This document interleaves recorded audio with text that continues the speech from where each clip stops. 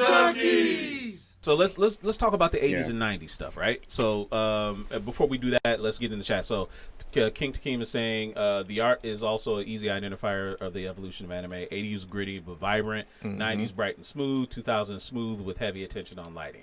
I don't know about the last part, but okay, I get you. Minority Games saying Fatal Fury series is legendary, which the OVA series was pretty legendary. Who angel? Exactly. Keep on calling. Yeah, I love those. So no, so in the 80s we had a lot of really great stuff, but to GQ's point, we had a lot of original movies or OVAs. Like kicking off the list, I found a list. I found a list of anime, and this movie that he's getting ready to show is on the list. Wicked City was one of the greatest ever. Always one of those. Wicked City was one of the greatest. It was a little ever. bit risque, but I mean it was a fun movie though. It was risque. That's putting it lightly. That's very much putting it mildly. Yes. All right. So no, on the list, I found a list of the top 25 must-watch anime from the 80s. Right. So number 25, Vampire Hunter D. That was like one of your favorites of all time. That was one of my first. Back in like the early 90s, it was Sci-Fi Channel. But my dad let me watch that stuff, and he started watching it, and that's where he started letting me rent the stuff. And I bet you Crying Freeman's not on there because it is not actually. It is not. Crying Freeman and Crying Freeman. The first two I think was like okay to kind of watch. The third one where he was banging the crap out of some woman, had the legs behind her head, and I'm sitting there watching with my dad, and like But while you were watching it, right now, if you were to think back on Vampire Hunter D, I mean, we were talking about how anime in general is really tropey. You didn't really find a lot of tropes in Vampire Hunter D. If there were tropes, there were not tropes that were very prevalent because D more than likely had a trope. He was a silent, strong person. That's trope. Yep. And because the same thing with Kenshiro. Kenshiro was exactly the same type, silent but strong as all get out. That was a trope. So it was different types of tropes, I would say. It's not, the loud ass friggin'. They were acceptable tropes.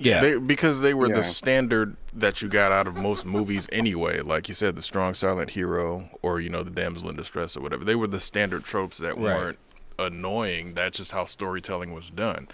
With anime, once it got into its harder tropes of like the hero that's like pining after the girl, but then the girl likes him, but he doesn't pay her any attention. Like, that's once a bunch of animes had that as their story. I'm like, okay, this is getting really, really dumb. The one that really annoys me the most is like the harem protagonist that can't stand any of these girls, but these girls are falling all over him. Like what? Yeah, like I can't. No, like I can't. But the only one that I could. It's funny to me because it just seems like a lot of those like harem anime is just like. It's funny because it's like it seems like any one of them that they made after Tenchi just doesn't hit the same. It's like Tenchi is like the only tolerable one to me. It was like the first one. I could deal with Ranma actually. Yeah. Ranma I could deal with because it's like the girls are falling all over him, but he really doesn't want any piece of them. He just wants to get cured, even though he does eventually fall in love with Akane. But my favorite out of all of them was Nabiki. Nabiki was she was great, super materialistic. Yes, she was super duper. Just she never did anything and didn't want to get paid for it. Like nothing for free, no free chili. But no, there's plenty of other ones on here like the aforementioned Wicked City. You had Akira on here. Mason Akoku is another one from the 80s that came out. Mysterious Cities of Gold, which we all saw I remember I think it was on Nickelodeon when I watched that back in the day. Nickelodeon, I remember seeing it on CBC or stuff like that. It was just one of those things that you've never seen anything like it, but it didn't really fall into the tropes, right? Ramen One Half, which we talked about, the original Dragon Ball. Project Eiko. Project Eiko was also 80s. That's crazy shit. Yeah, Mobile Suit Zeta Gundam, the sequel to the original Gundam, came out in the 80s. Saint Seiya was also in the 80s. One of the most slept on, shonen anime, I guess you could say in general. Like everybody talks about. They put two Gundams on there. No, I'm saying Zeta Gundam was the sequel to the original. Oh, okay, I was about to say. And of course, Akira was in the 80s. Something that was touted as one of the greatest animation projects ever done. It was a great animation project. It was a weird ass story. It really was, though, man. Even to this day, I still don't really fully understand what was going on. And of course, same. Yeah, and then the rise of Studio Ghibli happened in the 80s. You had Lupita Castle in the Sky. You had Nazca in the Valley of the Wind. You had Kiki's Delivery Service. All of these came out in the 80s. What about Lupin? Okay. Lupin the Third was like back in the 70s. Yeah. That was like in the 70s when Lupin first came out.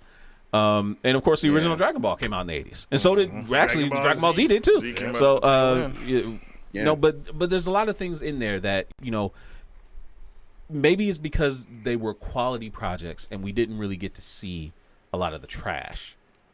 That was definitely it, because it was like a lot of these series and a lot of these movies that were coming out.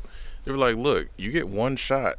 As Eminem said, one opportunity to really just basically bring this across and hope that this is going to pick up and carry. And it's like, it's a lot of money to spend on getting the rights, producing the, VHS, especially VHS back then. VHS production was expensive because you had to constantly record and re-record and re-record and all that other good stuff. So right. So out of the chat, there's, people are chiming in. Hand of Omega is, of course, there. He's talking about Urusei Yatsura, which is starring Lum and Ataru Moroboshi. That was 70s, wasn't it? No, it was 80s. That was 80s? Yeah, it was early 80s. No, it was 80s.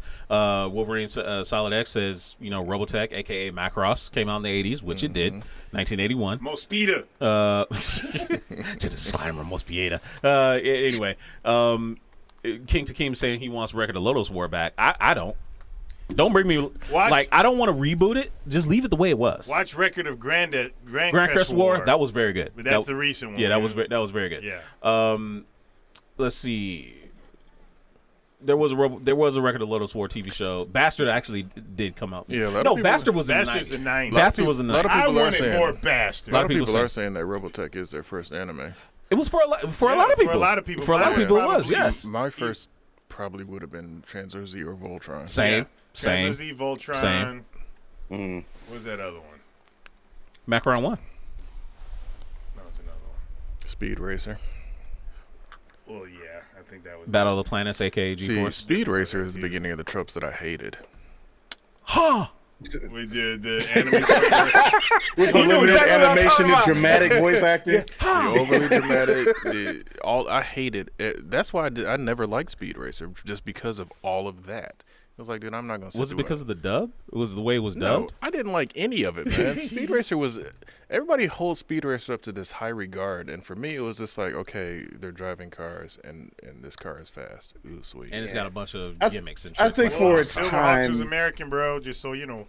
Yeah, I just think Speed Racer for its time, like it just really just kind of just came out of nowhere and was just like this thing where it was like, oh, like this is exciting and all this stuff, and it kind of had like the whole, the whole psychedelic feel to it, because it was like what? Like I said, I'm sure there was definitely an audience for it, but for me, Speed Racer came around at least on TVs over here when Transformers was already on TV, and nothing was going to get past Transformers and G.I. Joe. Sorry. Right. That was a very, very tall wall to climb. Yeah, most definitely. I can see that. He didn't like Hand of Omega. He didn't like Voltron, Transfer Z. I mean, that's understandable. Well, he's a weird guy, so he is. But he likes giant robot anime now, and he likes giant monster anime, and I'm the complete opposite. I can't stand giant robot anime at all. I mean, the last one I really watched was Neon Genesis Evangelion, and that was over 20 years ago. Right. And I'm just like, meh. There's Minority Games with the one that I will never, ever. And Sailor Moon, Sailor Moon is the legend that started like a whole new generation of anime fans. They claim that Sailor Moon can whip Goku's ass. I guess, but the power level that she has is ridiculous. Yeah, Sailor Mars is the one that mattered. Go ahead, Fallen. Power level that Sailor Moon has is ridiculous. With Dido was saying like about like I guess either like kaiju or mech anime that like I really care for. The one that I watched, and I don't know if it was 90s or early 2000s, but dude, like one show I would never want to watch again was Blue Gender. I hated that I think show. I watched one episode of it, and that was like early CG anime, if I remember correctly. I didn't really get into Blue Gender. All right, so I mean, you guys are talking about 90s, so there was another list for 90s anime that were like on the best list. Yeah. Key the Metal Idol is on there. I vaguely remember that. Blue Submarine number 6. Fushigi Yugi, which is one of the greatest isekai anime you could think of all time. I like that one. Master Keaton is on here. I wish I finished that. Martian Successor Nadeshiko, which is a complete, take on the super robot genre of the 70s. Don't tell me you're drawing a blank on the Desco. No, I'm not having a blank at all. I'm having a memory, and I believe, and I'm not 100% sure, but when I first met you guys, all those years ago, after the video game tournament, you guys were going to start showing anime, and I could have sworn you were talking about showing the Desco, and I wanted to stay around and watch, but my ride was there, and I had to leave. Yep. And I was just like, crap. But then that's why I found out you guys were doing anime every Saturday. And I'm like, hey, we hope you enjoyed that. You'll see me again. Make sure you check out our live content on Twitch. It's twitch.tv/culturejunkies. We also have a lot of content available on YouTube, unboxings as well as Blu-ray reviews. And you can support us on Patreon, patreon.com/culturejunkies. And on top of all of that, if you go to culturejunkies.net, you can check out our merch store. The link is culturejunkies.net/merch. There's a lot of great merchandise there. So there's links and logos and stuff all around me. So check those out, and we will see you next time.